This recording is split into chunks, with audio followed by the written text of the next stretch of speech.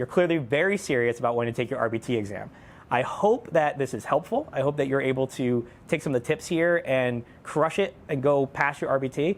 If you do pass your RBT and you watch this video, let us know so we can give you a congratulations. Or if you have some tips that were helpful for you while you're taking your exam and studying, let us know that too. Hi, I'm Billy Brown, board certified behavior analyst and longtime RBT. In fact, I got my RBT back before there was a competency exam for the RBT. You just had a BCBA sign off and say, you're good at what you do.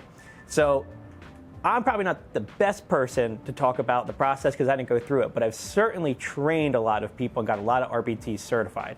Today we're going to be going over the competency assessment that you take once you've completed your 40 hours of RBT training. Now, the competency assessment kind of throws a lot of people through a loop because you'll do your training, which is a lot of reading questions and filling in blanks and things like that. But then when it comes to your assessment, a lot of it happens in person with a client. So that's when it really goes from that theoretical world to the real world. Let's break down each section of the assessment and talk about how you can be successful when you are with a client or being interviewed on each topic. Before we get into each section, let's talk about how each section works. So what you're allowed to do is perform each section with a client. You can be interviewed by a BCBA about how it works if it's not appropriate to do it with a client, or you can role play it with a BCBA. Now, some of the sections tell you that there has to be a certain amount done with a client and some don't, and you'll see that right on your form. But now that you know that, let's go into each section themselves. The first section is measurement, and you're going to need to know your continuous measurements. These are things like frequency or duration. When you're with a client, this is probably going to be some data collection that you take on maybe, let's say, a tantruming behavior, where you're looking to see how long that behavior goes on for. That would be your duration. If you are looking at something like frequency, that could be an aggression. Or if you're role-playing with your supervisor, that might be something like I've done, how many times have I tapped my pencil while we're talking? And it's important to know that your supervisor might throw you some curveballs. And they'll ask you to take data on pencil tapping, but they'll throw some distractions in there too. And that's okay, because when you're with a client in the real world, there's going to be plenty of distractions. There might be a parent calling from the other room. The kid might be throwing something at you, and so you're trying to dodge it and keep your data and all your materials in the same spot. So just be mindful that the test should mimic real life scenarios as much as possible. So we talked about continuous. The next one is discontinuous. Now, discontinuous are going to be your data collection that are more like the partial interval, whole interval, momentary time sampling. You will be expected to know those definitions, and you'll probably only have to demonstrate one or two of them unless your BC really wants to go the extra mile. But be ready to be in a real life situation with a client talking about those. And the last part of the measurement section is your data and graphing. Now, when you go over this part, chances are you're not going to be with a client in the room. This will be you and your supervisor sitting down. You might have to demonstrate how to input your data into a practice management software, if you use that, or into a graphing software like Excel or something along those lines. But you're going to want to be able to demonstrate that you can at least input that data and turn it into a graph or update a graph. The next section is a shorter section, but it'll probably take you the longest. It's our assessment section. In this section, you're going to see that there is a preference assessment and ABC data collection. With the preference assessment, you most likely will have to role play, or if you have a client who is ready to have a new assessment done, you'll go through an entire preference assessment, ideally. And this could be a multiple stimulus without replacement or with replacement. This could also just be a tiered choice assessment, but ideally you are going to actually sit down with stimuli in front of you and run through it with someone. Take that data, graph the data, and report out on the results of that. Ideally, if you can do this with a client, that's phenomenal, because now your client is getting enrichment out of this assessment as well, which is really good. Now, if you're doing something like ABC data collection. This is when you're going to look to record the antecedent, the behavior, and the consequence. When you're doing this with a client, it can be a little bit challenging to do this 100% on your own. A lot of times when I'm working with a supervisee and we're going to do this with a client, I'll try to set it up so they're really only monitoring one behavior, at least at first. And if they're crushing it and going above and beyond, we can try and look at some other things. But I find that it's really good, especially before you even sit down for the assessment, ask your supervisor to practice this one with you, because it's really easy to mess up those antecedents when you've never done it before and you don't really know to be constantly keeping track of what's going on before the behavior happens, right? Because it kind of requires you to think backwards a little bit once the behavior occurs. So feel free to ask your supervisor to practice this one, because it's a big one, and I've certainly had people have to retake portions of their assessment for not being able to do the ABC part. So some tips that I can give you when it comes time for the ABC data collection is try watching a TV show or find a clip on YouTube of someone doing either dog training, or there's tons of fun videos of kids doing silly things. And just that way you can re-watch it knowing what's going to happen and really tune in to what those antecedents are, the things that happen right beforehand. Okay, next up we have our skill acquisition and behavior reduction section. This is where you're going to have all the tips, tricks, tools, all your things that you can do when you're working with a client that are going to help either avoid problem behavior from occurring, or how to teach new skills so the individual that you're working with can communicate better and not necessarily need to engage in problem behavior. First up is discrete trial teaching. This is like the backbone of ABA. I'm sure that you've probably seen this if you've made it this far. This is when you're sitting down with a learner and you might be at a table. It doesn't have to be a table, but you might be at a table and you have, let's say, 2 or 3 stimuli in front of you. And you might be looking for them to identify, like, let's say a color, right? So I've got a red card, a blue card, and a yellow card in front of me. And I want them to discriminate which one I ask them for. So I say, touch red, and they're gonna reach out and touch red. If that happens, great, good for you, good for your learner. You're gonna be able to describe that. Next thing you're gonna have to do is clear that whole field, because part of the discrete part of the name here is that every trial is its own thing. So we always, they do a trial, you take it all away, and you start completely over. Now, if they make a mistake, you're gonna have to go into error corrections, and that's something, again, if you're running this with a client and not in a role play scenario, I can't stress enough to ask your BCBA who's supervising you to practice this with you. Practice it where they get it right, practice it where they get it wrong. Try it where if you're doing an error correction, that error correction, you get it right on the first time or the second time. You're gonna have to run through that whole prompt hierarchy. And we're gonna get to prompt hierarchy in a second because that's also on here. Practice, practice, practice that. It's one of the skills that you'll need the most, depending on your environment, but it helps with everything else that you're gonna do. The next up is naturalistic teaching. And naturalistic teaching is kind of the opposite of the discrete trial. So this is when we're gonna be we might be playing on the floor, or we be out in the community. This is when you're gonna look around you to see if there's any natural times that you can teach. A great example of this one is if you're playing and there's toys all over the floor and your learner gravitates towards the superhero toy, and you might say, what color cape is he wearing? And then hopefully the learner says red, and then you guys get really excited, then you play with the toy. So not only is the learning natural, but the reinforcement's very natural too. You'll see naturalistic teaching a lot with manding. That's when you're trying to teach someone to communicate and ask you for things. So one of the ways that I say is great to practice this is practice it at home. Next time you're at home or you're with your friends and you want to teach your friend about a new game or a new activity that you might be doing, try to look at it like a naturalistic teaching moment. If I'm teaching a friend a board game, I might say, like, let me show you how it's done first, right? So I'm modeling for them. And then once they see how to play, then they can enjoy it, and the reinforcement's there, built in. Next up is chaining. Now, I expect all my supervisees to be able to describe all the types of chaining. So you've got your forward chaining, your backwards chaining, total task, your with leaps. I want them to be able to tell me all of them. I only have them demonstrate 2.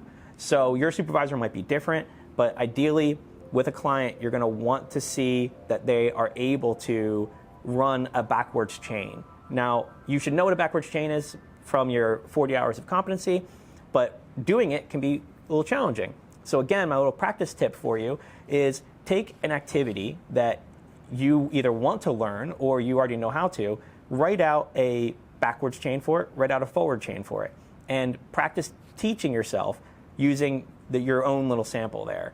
And that'll go a long way, because if you can do that and then you show up to your competency exam, things will speed right along. Unless you're working with a client and the client does not want to do it. That's a whole other story.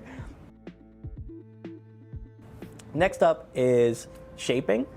Shaping is when we reinforce gradual approximations of a behavior. And this was something for me that gave me a lot of trouble when I first started out. When I was in RBT, I was awful at shaping. Something that really helped me was I had a BCBA tell me that shaping is not looking for the terminal behavior. You're looking for what's the next closest step. And sometimes the next closest step is still a mile away from that terminal behavior. And you can't be afraid of that. So be mindful about what you're reinforcing, but also don't feel like it has to be perfect or even close to perfect. So we want to just shape little tiny baby bits all the way up there. Okay, we're 2/3 of the way through our assessment part here. We have discrimination training next.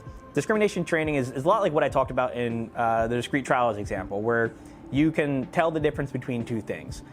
This might be telling the difference between a dog and a cat, telling the difference between a hot drink and a cold drink, telling the difference between when a door is open or closed. The idea is really just that you can discriminate between 2 items, states of things, positions of things, just discriminate between whether it is or is not. That one's pretty simple and to go through with a client. Stimulus control transfer procedures are the next one on here, and this one I find gives a lot of my supervisees trouble when they haven't had a chance to practice it yet in the real world. To not to get too far ahead of myself, what that means is when, let's say you're running a behavior program or you're running some sort of skill acquisition, and the learner works great with you, they respond to you, but then mom, dad, or someone else, the teacher comes in and it just all falls apart and nothing works anymore. You haven't shifted that control over to that other person yet. The individual doesn't see them as someone who's going to provide reinforcement. And that can be really challenging to shape up if your expectation is just be like, all right, Tom, come on over here, you're going to run these programs and you've never met this kid before. One of the ways that you want to do that is systematically fade yourself out and bring the other person in. So a lot of times what I'll do is I'll run the program, but I'll have the other person deliver the reinforcer. So the kid's like, wow, I didn't have to do anything from this guy to get the reinforcer, that's great. And then slowly I might set up a variable schedule where every 3rd time they're doing a demand and the reinforcer. And then I'll just fade myself out that way. And that's a great way to do it. If your supervisor's having you do this with a client, one of the easy ways to do it is to bring a parent in who hasn't had this level of parent training yet and work on one thing. Pick one skill. Pick providing reinforcement after they've provided a demand, because you can do that within session. You might not get across session results, but within session to demonstrate that is fine. Next up is prompting. Knowing when to use what prompts, knowing the prompt hierarchy, and knowing when you should be fading from one prompt to another. Now, if you want to really impress your supervisor here, and they ask you beyond the basic question of like, tell me the prompt hierarchy, if they say, when should you be switching from a gesture prompt to a modeling prompt? You should say, well, I would first look at my behavior plan and my skill acquisition goals to see what order of prompts I should be using for this specific learner. Use that quote and I guarantee you your BCBA will give you a round of applause, sign your paper right then and there, you're good to go.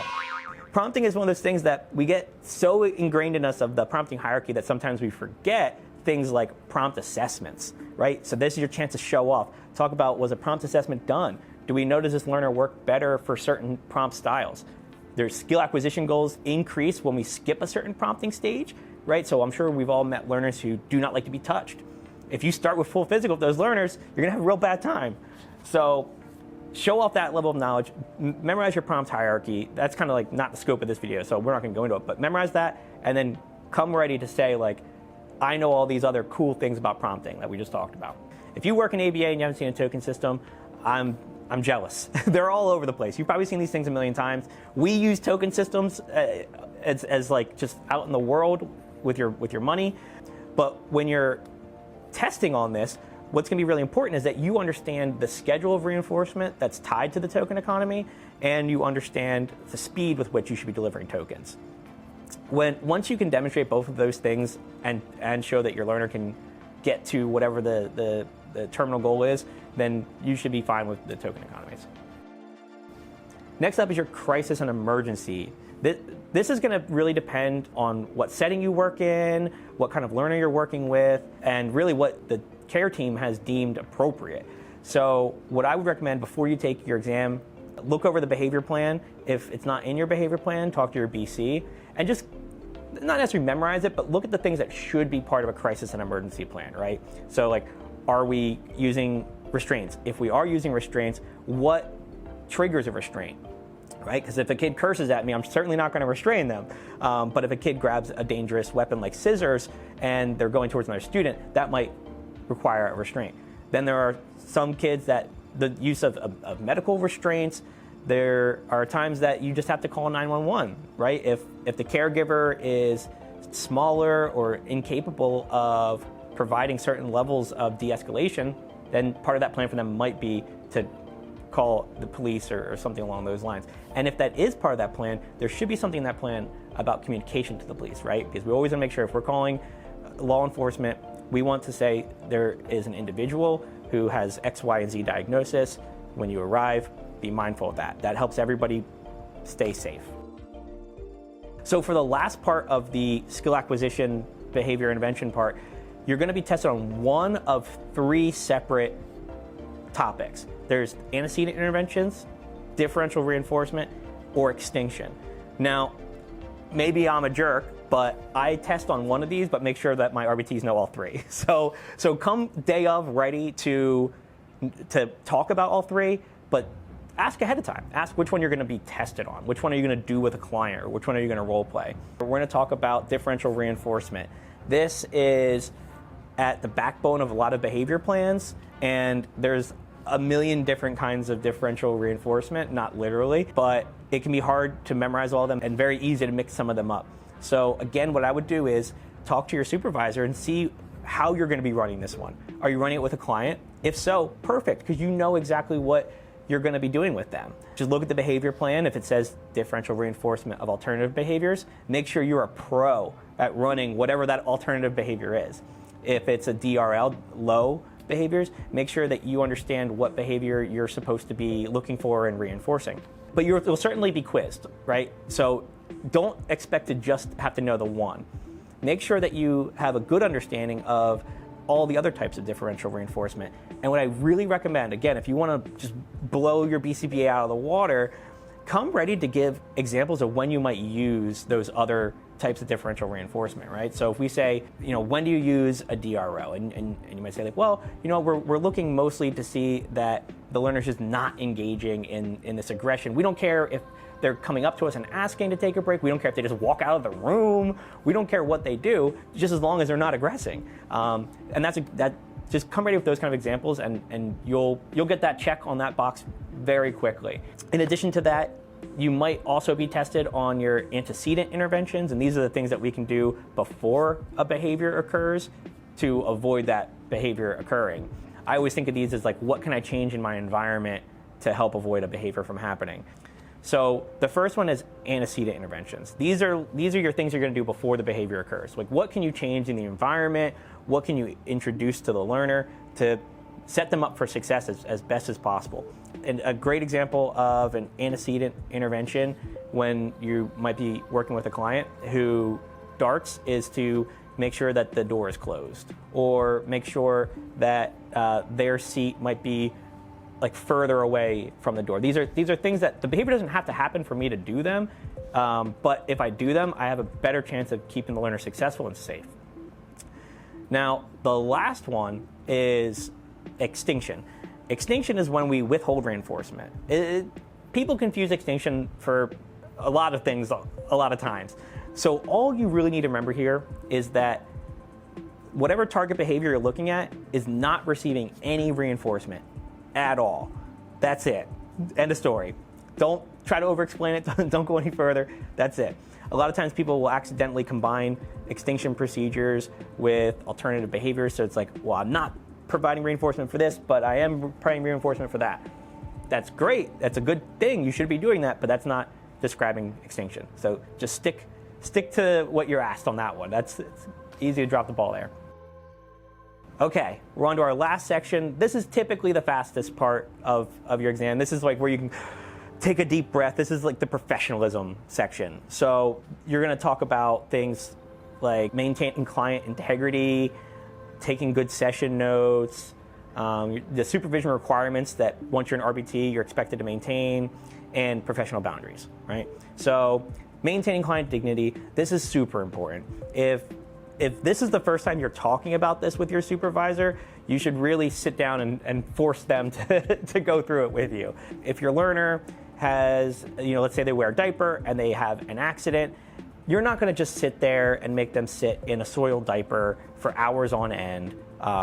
Or this might be something like if you're out in public and your learner disrobes, and even though you don't want to reinforce helping them pull up their pants because maybe that's a target you're working on, it's not appropriate to let them just sit exposed out in public when you could certainly be helping them. So you'll probably end up doing a few role play scenarios for this and be asked some like tough questions, and that's good. You want this to be a challenging part of the interview process.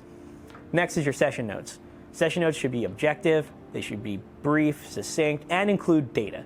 If your session notes are not objective and including data, then you really need to ask for some feedback on your session notes. Typically what I'll do is I'll actually ask my supervisee to write a session note of the assessment that we just did. And they can include the data of what parts that they passed, they got their check mark for, and what parts they need to go back and rehearse. So come ready to write that session note. Next is your supervision requirements. You'll see these, they're actually in your packet. So if you need to peek, you can flip a page and take a look at what your requirements are. This can change sometimes too, so be mindful that you're keeping up to date with the BACB's newsletters that get sent out. And then it's the professional boundaries. This is one that I think is a little tricky because everyone kind of has their own idea of what it is and is not okay. Like, am I allowed to text my supervisor at night? Can I go out for drinks with my supervisor? Can we be Facebook friends? And while some of those things might seem innocuous, according to our ethical guidelines and the RBT guidelines, you need to adhere to the fact that you cannot go out to drinks with your supervisor, like outside of like work hours. You shouldn't be hanging out. And technically you should not be friends on social media either. And when it comes to like parents, you certainly should not be hanging out with parents outside of sessions, like going out to dinner, grabbing drinks, things like that. Understanding that clients can't pay for certain things for you, understanding the gift policy, all that stuff. So that's in your RBT handbook. I would recommend going through that and memorizing a few key points from that. And then lastly, I forgot to mention this earlier, the last thing on here is clinical direction. And this is understanding the level of recommendations that you should be providing as an RBT, and knowing when to reach out to your BCBA for saying like, oh, you know what, Billy mastered this program last week. Is there anything I can do? Create new materials, move on to the next thing. And knowing that you should be asking that question instead of just doing it on your own, because the BCBA might have a reason why that program has not moved on. And that's for you and the BCBA to discuss. So, if you made it this far in the video, you're clearly very serious about wanting to take your RBT exam. I hope that this is helpful. I hope that you're able to take some of the tips here and crush it and go pass your RBT. If you do pass your RBT and you watch this video, let us know so we can give you a congratulations. Or if you have some tips that were helpful for you while you're taking your exam and studying, let us know that too. Thanks.